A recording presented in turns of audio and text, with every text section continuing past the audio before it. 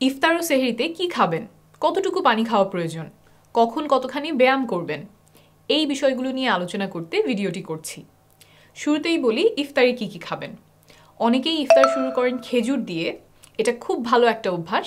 খেজুরের natural sugar আছে, আপনাকে দ্রুত সারাদিনের ধকল কাটিয়ে উঠতে সাহায্য করবে। আর সাথে ফাইবার বা আঁশ এবং নানা ধরনের খনিজ পদার্থ তো আছেই। ফাইবার হজমের জন্য খুব উপকারী। আমরা অনেকেই যথেষ্ট ফাইবারযুক্ত খাবার খাই না, খেজুর সেদিকেও সাহায্য করবে। আবার রোজায় যাদের কোষ্ঠকাঠিন্য দেখা দেয় তাদের উপকারে আসবে। খেজুরের পরিবর্তে বা খেজুর খাওয়ার ঠিক পরে অনেকে চিনির শরবত বা চিনি দিয়ে বানানো জুস খান। এসবের পরিবর্তে পানি খাওয়া ভালো। যাদের সুযোগ আছে ডাবের পানি খেতে পারেন। ডাবের পানিতে পটাশিয়াম থাকে, আবার সারাদিন ঘামের সাথে শরীরে যে পানি শূন্যতার সৃষ্টি হয়েছে তা পূরণেও সাহায্য করবে। শরবতের পরিবর্তে বাসায় বানানো ফলের জুস খাওয়া যেতে পারে, তবে জুস বানানোর সময় চিনি দিবেন না। দোকান থেকে কেনা জুসে ক্ষতিকর কেমিক্যাল থাকতে পারে, তাই বাসায় বানানো ফলের জুস খেতে পরামর্শ দিচ্ছি। কেন চিনির শরবত বা চিনি দিয়ে বানানো শরবত এড়িয়ে যাওয়ার পরামর্শ দিচ্ছি? আমাদের শরীরে আলাদা করে চিনি খাওয়ার কোনো প্রয়োজন বা উপকারিতা নেই, বরং অতিরিক্ত চিনি খেলে নানা স্বাস্থ্য সমস্যা দেখা দেয়, ওজন বেড়ে যাওয়া, হার্টের রোগ ইত্যাদি। মিষ্টি কিছু খেতে চাইলে ফলমূল সবচেয়ে ভালো অপশন। খেজুর আর পানি খাওয়ার পরে কিছু ফলমূল খেতে পারেন। আমি কোনো একটা দুইটা ফলের নাম বলছি না, অনেক ধরনের ফলমূল পাবেন।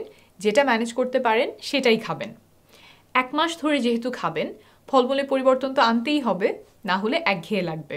এক এক সময় হয়তো কম দামে এক এক ফল পাওয়া যাবে, আপনার জন্য যেটা সুবিধে হয় সেটাই বেছে নেবেন। নানান ধরনের ফলে নানান রকমের পুষ্টি থাকে, তাই পরিবর্তন করে করে খাওয়া ভালো। তাহলে এতক্ষণে গেল 3টা খাবার: খেজুর, পানি আর ফলমূল। অনেকে এই সময় পেঁয়াজু, বেগুনি এই সকল খাবার খান। এই খাবারগুলো ডুবো তেলে ভাজা, স্বাস্থ্যের জন্য খুব ক্ষতিকর। এই খাবারগুলোর মধ্যে বেশি পরিমাণে ট্রান্স ফ্যাট থাকার সম্ভাবনা বেশি। ট্রান্স ফ্যাট হচ্ছে সবচেয়ে বিপজ্জনক ধরনের ফ্যাট। এই ফ্যাট অল্প পরিমাণে খেলেও অনেক বড় ক্ষতি করে। গবেষণায় দেখা গেছে আপনি দিনে যে পরিমাণ ক্যালোরি খান তার মাত্র 2% যদি ট্রান্স ফ্যাট থেকে আসে, তাহলে হার্টের রোগের ঝুঁকি বাড়ে 23%। এছাড়াও ইনসুলিন রেজিস্ট্যান্স তৈরি করে, ক্ষতিকর কোলেস্টেরল বাড়ায়, প্রদাহ তৈরি করে। ক্ষতির পূর্ণ বিবরণ দিতে গেলে আলোচনা অনেক লম্বা হয়ে যাবে। মোট কথা, সারাদিনে রোজা রেখে এত ত্যাগের পরে এই খাবারগুলো এনে নিজের ক্ষতি না করাই উত্তম। জিলাপি, বুন্দিয়া এই খাবারগুলিও তেলে ভাজা, আবার চিনি দেয়া, তাই এই খাবারগুলো এড়িয়ে গেলে ভালো। তাহলে খেজুর, পানি আর ফলমূল খাওয়ার পরে আর কি খাবেন? আগেই আর কিছু না খেয়ে একটা বিরতি দিলে ভালো। অনেকে এই সময় নামাজ পড়েন বা একটু হাঁটেন, এই বিরতি দেওয়াটা খুব ভালো জিনিস। কেন? সারাদিন উপবাসের পরে এই যে খাবার পেটে গেল সেটা ব্রেনের বুঝতে কিছুটা সময় লাগে। বিরতি নেওয়ার ফলে ওভার ইটিং বা অতিরিক্ত খাবার খাওয়ার প্রবণতা কমে যায়। রোজার সময় অতিরিক্ত খাওয়া একটা বড় সমস্যা। এই কারণে অনেকের গ্যাস্ট্রিকের সমস্যা দেখা দেয়, আবার অনেকের ওজন বেড়ে যায়। যারা রোজার সময় ওজন কমাতে চান তাদের জন্য এই বিরতি বিশেষ উপকারী হবে। তাহলে 3টা খাবারের পরে ব্রেকে গেলাম, নামাজ পড়লাম, একটু হাঁটলাম, তারপরে কি খাবো? আপনার খাবারের প্লেটটা মনে মনে 4 ভাগে ভাগ করবেন। অর্ধেক প্লেট নেবেন সবজি আর ফলমূল, বাকি থাকলে অর্ধেক। এই অর্ধেকের অর্ধেক অর্থাৎ 4 ভাগের 1 ভাগ নেবেন লাল চালের ভাত বা লাল আটার রুটি, আর বাকি অংশে নেবেন মাছ, মাংস, ডাল অর্থাৎ প্রোটিন জাতীয় খাবার। অনেকে জিজ্ঞেস করেন লাল চাল, লাল আটা কি? লাল চালে অনেক ধরনের ফাইটোনিউট্রিয়েন্টস, মিনারেল, ভিটামিন, ফাইবার থাকে যা সাদা চালে থাকে না। আমি এটা নিয়ে বিস্তারিত আলোচনা করেছি আরেকটা ভিডিওতে, নিচে লিংক দিয়ে দিব। আচ্ছা, এই প্লেটের হিসাব করার সময় ফল প্লেটে নিয়ে তরকারির সাথে মাখাতে হবে না, আলাদা প্লেটে ফল রাখবেন। শুধু মনে মনে হিসেব করবেন যে ফল আর সবজি মিলিয়ে প্লেটের অর্ধেক ভরেছে কিনা।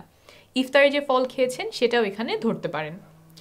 আচ্ছা, প্লেটের হিসাব তো বললাম, এখন বলি আর 2টা বিষয় যা এই খাবার খাওয়ার সময় মনে রাখবেন। এই সবজি বা মাছ, মাংস রান্নায় অতিরিক্ত তেল ব্যবহার করবেন না। এই রান্নাগুলোতে অলিভ অয়েল ব্যবহার করলে ভালো, এক্সট্রা ভার্জিন অলিভ অয়েল আরও ভালো, তবে এই তেলের দাম বেশি। আবার অনেকে এক্সট্রা ভার্জিন অলিভ অয়েলের গন্ধ সব খাবারে পছন্দ করেন না, সেই ক্ষেত্রে অলিভ অয়েল ব্যবহার করতে পারেন। আপনারা অন্য তেল কেনার সময় দেখে নেবেন তাতে ট্রান্স ফ্যাট আছে কিনা। ট্রান্স ফ্যাটের পরিমাণ বোতলের গায়ে লেখা থাকে। আমি একটু আগেই ব্যাখ্যা করেছি যে ট্রান্স ফ্যাট কতটা ক্ষতিকর। সন্ধ্যার খাবারে 2টা জিনিস মনে রাখতে বলেছিলাম। প্রথমটা হলো তেল, যা নিয়ে এতক্ষণ কথা বললাম। আরেকটা হলো অতিরিক্ত ভোজন। আমরা ব্রেক নিয়েছিলাম অতিরিক্ত ভোজনের সম্ভাবনা কমাতে, তবে খেয়াল না রাখলে অতিরিক্ত ভোজন হয়ে যেতে পারে। বিশেষ করে অনেকে মনে করেন সারাদিন রোজা রাখার পরে বড় একটা খাওয়া দিতে হবে। আসলে আপনার শরীরে অতিরিক্ত ভোজনের কোনো প্রয়োজন নেই। অতিরিক্ত ভোজন বরং অস্বস্তির ও ক্ষতির কারণ হয়। প্লেটের যে হিসাব বললাম সেভাবে সবজি, লাল চালের ভাত, মাছ মাংস খেলে প্রয়োজনীয় পুষ্টি ও শক্তি পেয়ে যাবেন। এতক্ষণ আলোচনা করলাম ইফতার ও সন্ধ্যার খাবারে কি কি খাবেন। এখন আরেকটা গুরুত্বপূর্ণ বিষয় হচ্ছে পানি শূন্যতা। এটা বিশেষ করে গুরুত্বপূর্ণ কারণ এবার রোজা হচ্ছে অনেক গরমের মধ্যে, যখন পানির দিকে খেয়াল না রাখলে শরীর খারাপ হয়ে যেতে পারে। ইফতার থেকে সেহরি পর্যন্ত কমপক্ষে 10 গ্লাস বা 2.5 লিটার পানি খেতে হবে। ইফতার আর সেহরিতে তো পানি খাবেনই, মাঝের সময়টাতেও মনে করে পানি খেতে থাকবেন।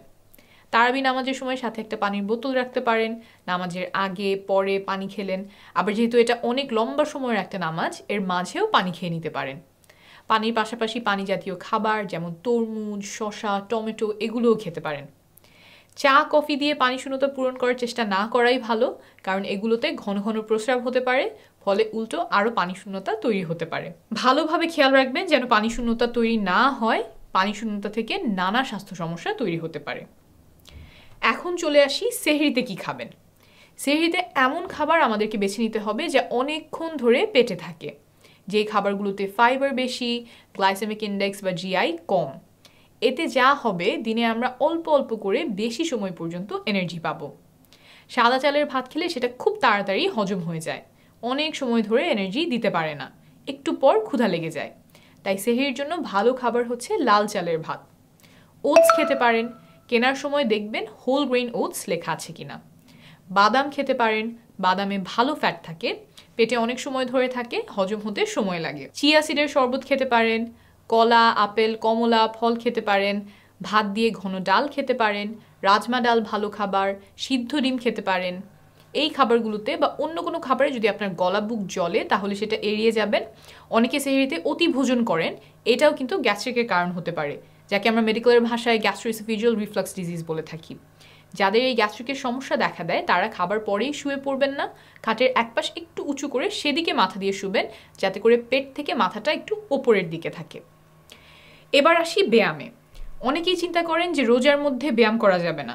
এটা একদমই সঠিক নয়, রোজার মধ্যেও ব্যায়াম চালিয়ে যেতে হবে। কমপক্ষে সন্ধ্যার পরে এমন একটা সময় বের করবেন যখন আপনি আধা ঘন্টা দ্রুত গতিতে হাঁটবেন।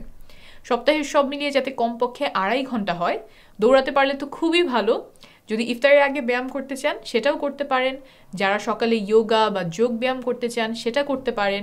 মোট কথা, সুস্থ থাকতে শরীরচর্চা চালিয়ে যেতে হবে। আমি মোট 4টি বিষয় নিয়ে আলোচনা করলাম: ইফতার, সেহরি, পানি শূন্যতা ও ব্যায়াম। এই 4টি বিষয়ে মনোযোগ দিলে আশা করছি আপনার একটি স্বাস্থ্যকর রমজান কাটবে। আপনার ও আপনার পরিবারের সুস্বাস্থ্য কামনা করছি।